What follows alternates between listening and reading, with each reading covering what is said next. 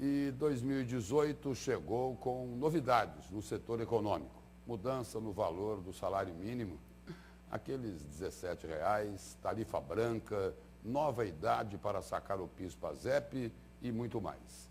E a pergunta agora é a seguinte: qual será o impacto dessas mudanças em 2018? E é para falar sobre esse assunto que eu recebo aqui no Jornal do Meio-Dia o professor e economista Emanuel Dalbian. Boa tarde, professor. Boa tarde. Professor, a classe empresarial terminou 2017 um pouco mais animada do que lá nos primeiros meses do ano, até o início do segundo semestre. Mas nós temos quase 13 milhões de desempregados. O que é que o senhor aí prevê para a economia, para o comportamento da economia nesse ano de 2018? Esse número de desempregados é bastante elevado na economia, 13 milhões, quase 13 milhões de desempregados, e isso talvez faça com que a economia leve um tempo ainda para voltar a crescer normalmente, para aumentar o consumo, começar a aumentar a produção, porque se a pessoa está desempregada, ela não tem renda, então não consome pouco, ou então ela tem uma atividade precária, que recebe uma renda menor, e ela consome uma quantidade menor.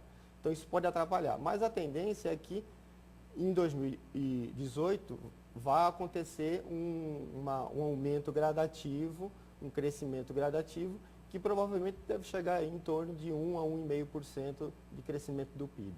Queda dos juros, diminuição da inflação, resultado melhor na balança econômica, na balança aí, no cruzamento de importação com exportação.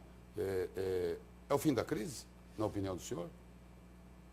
No caso da balança comercial, foi uma grande boa notícia, aliás, foi até a notícia que mais destacou na economia, o fator que mais, a agricultura que exportou, o minério de ferro que exportou, o petróleo que exportou, que incentivou, que deu essa mexida a mais e movimentou um pouco a mais a economia.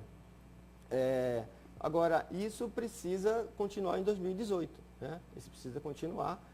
O juro básico da economia, que é esse que caiu, porém, o juro que os consumidores pagam na hora de comprar a prazo, na hora de fazer o financiamento da casa própria, esse ainda não caiu. Ainda caiu muito pouco e esse tem atrapalhado um pouco a retomada do crescimento. E um dos fatores aí que ajudou a melhorar os indicadores econômicos é o de que a equipe econômica do governo ela tem autonomia e independência para trabalhar. Mas nós não podemos esquecer que 2018 é um ano eleitoral. A classe política não pode atrapalhar a economia. Sim. Senão as coisas complicam. Pois o empresário trabalha muito com a expectativa futura. Como é que ele verifica quem é que vai comandar a economia no próximo ano. Ele trabalha muito com isso. E, em função disso, talvez até em 2018 o crescimento não seja tão acelerado, em função de que os empresários vão ficar naquela expectativa. Quem vai comandar a economia? Quem será o comandante da área econômica? Ele vai ser mais liberal? Ele vai ser mais desenvolvimentista? E isso pode influenciar na produção e no consumo das pessoas. Na avaliação dos economistas, o mercado, a tendência do mercado é procurar aí uma terceira via para tentar fugir de um lado de Lula, se ele for candidato, e de outro de Jair Bolsonaro? Porque essas análises são feitas no mercado. São feitas no mercado. O que o grande empresário tem buscado é algum nome político que ele possa apoiar e que tenha uma tendência econômica liberal, uma liberação na economia, para que uma diminuição do Estado na economia. Isso pode ser bom ou pode ser ruim, depende do ponto de vista que você observar isso. É por isso que existe essa, por exemplo, numa entrevista recente agora, o ex-presidente Fernando Henrique Cardoso está preocupado aí que o candidato do PSDB, provavelmente Geraldo Alckmin, que é pré-candidato, consiga se entender e aglutinar as forças do centro.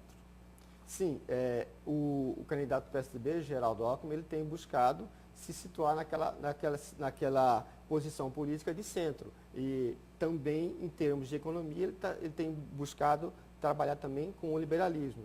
Ele até deu uma entrevista recentemente dizendo que ele economizou 1 bilhão como governador de São Paulo. Isso é muito interessante, é uma gestão muito competente, mas, de outra forma, precisava também olhar pelo lado da receita, porque muitas pessoas dependem do Estado, dependem da saúde do Estado, dependem da educação do Estado, e precisa ter recursos também para atender essas pessoas, senão o mais pobre pode também ser prejudicado com isso. Voltando aqui para Mato Grosso, nós temos aí uma crise financeira que é bem grande, continua forte ainda a crise. Qual a perspectiva para esse ano na avaliação do senhor? Olha, o agronegócio está indo bem no estado, né? Até se você comparar a taxa de desemprego de Mato Grosso com o do Brasil, nós estamos com 9%, em torno de 9% de desempregado, o Brasil está com mais de 12%, quase 13%. Então, o agronegócio tem ajudado a que a crise chegue no estado de uma forma bem amenizada. Em relação à situação do estado, falando de receita e de gasto, o que eu vejo é que o Estado procurou diminuir os gastos, mas o grande problema do Estado não é que está gastando muito. Ele está deixando de arrecadar porque está concedendo muitos benefícios e, às vezes, o benefício é bom para o empresário, porque vai incentivar o emprego, mas muitos benefícios que não têm o retorno necessário.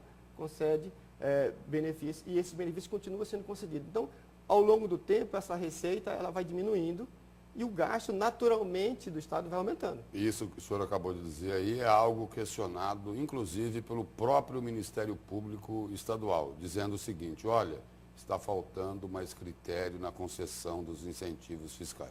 É isso? Exatamente isso. Está faltando critério e está faltando fiscalização, porque concede benefício, a empresa que recebe benefício, ela precisa ter uma contrapartida em termos de emprego, em termos de outras questões, mas não está sendo fiscalizado isso. E isso deveria ser fiscalizado e também tem que ter um limite isso.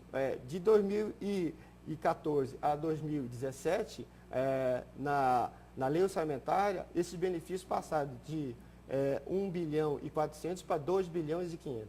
Quer dizer, além de não ter retorno, existem setores que estão sendo incentivados sem necessitar desse incentivo. Tem muitos que, os grandes, por exemplo, que são incentivados, hoje em dia não precisam mais desse benefício, ele já é grande, já é bilionário, já tem uma empresa internacional, multinacional, já não precisa. Os barões, não é, professor? Os barões. Professor, muito obrigado pela presença e pelas informações aqui no Jornal do Meio-Dia. Eu que agradeço.